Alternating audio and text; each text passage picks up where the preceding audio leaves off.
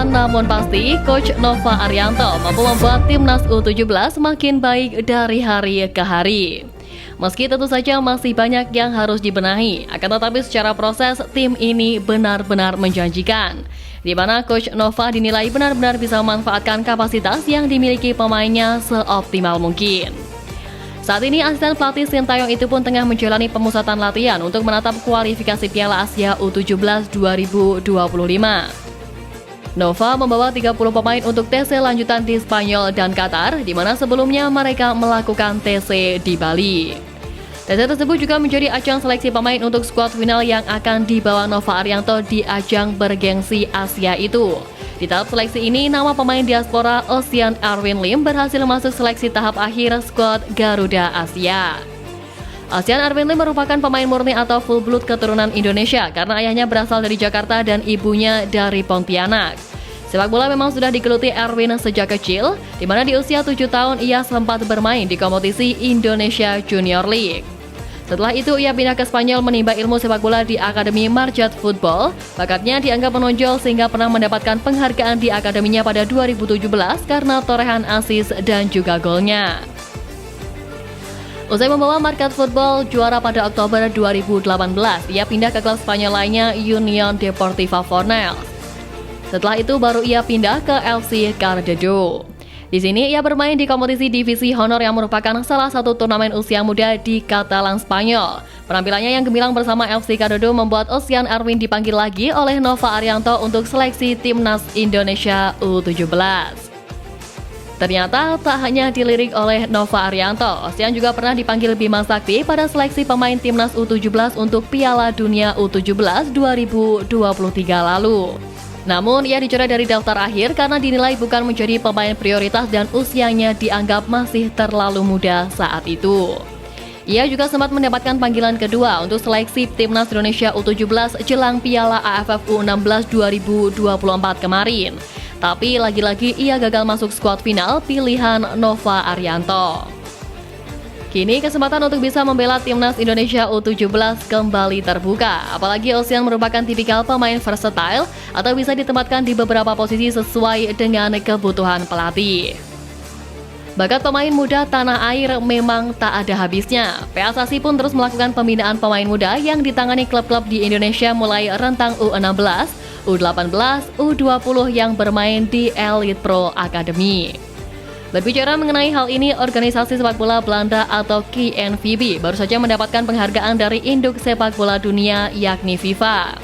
KNVB mendapatkan FIFA Forward Award, anugerah yang diberikan untuk program pengembangan para pemain muda. Pada Juli lalu, Presiden FIFA Gianni Infantino memberikan plakat FIFA Forward Award kepada Presiden KNVB Frank Paul. FIFA Forward Award menjadi bentuk penghargaan dari FIFA kepada KNVB yang memiliki komitmen dan visi inovatif untuk mengembangkan pemain muda di Belanda. Format kompetisi pemain usia 6 hingga 12 tahun yang dilakukan KNVB berfokus bukan hanya mengembangkan skill pemain, namun juga menciptakan kompetisi yang ramah anak. Titik fokusnya agar si pemain lebih banyak dalam hal penguasaan bola, lebih terlihat dalam skema permainan dan mengasah skill untuk berkembang lebih cepat. Format kompetisi baru ini menurut pihak KNVB sesuai dengan pilar strategis mereka yakni lebih banyak pesepak bola dan membawa sepak bola ke level tertinggi. Apa yang dilakukan KNVB ini memang membuahkan hasil. Tidak hanya hal itu bisa dilihat dari komposisi pemain timnas Indonesia saat ini yang mayoritas diisi pemain keturunan binaan format kompetisi pemain muda di Belanda. Fakta ini juga membuktikan kemajuan signifikan yang terjadi di timnas Indonesia dalam beberapa tahun terakhir. Ya, perpaduan pemain-pemain liga lokal dan para pemain diaspora atau keturunan yang merumput di luar negeri menjadi salah satu aspek yang tidak bisa dilupakan dalam perkembangan pesepak bolaan di Indonesia saat ini.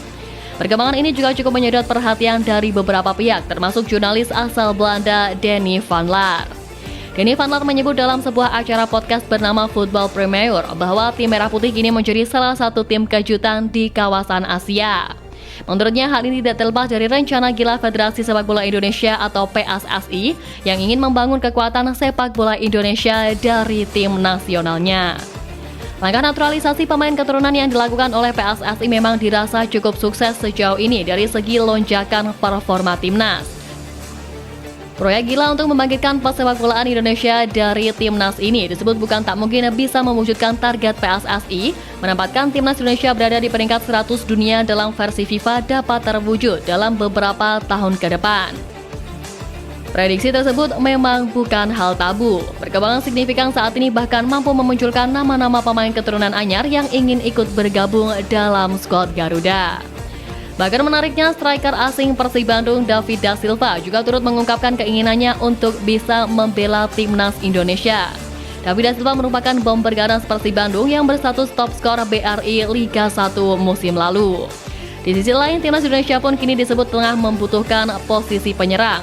Sintayong mengakui bahwa ia masih ingin menambah pemain naturalisasi untuk posisi depan.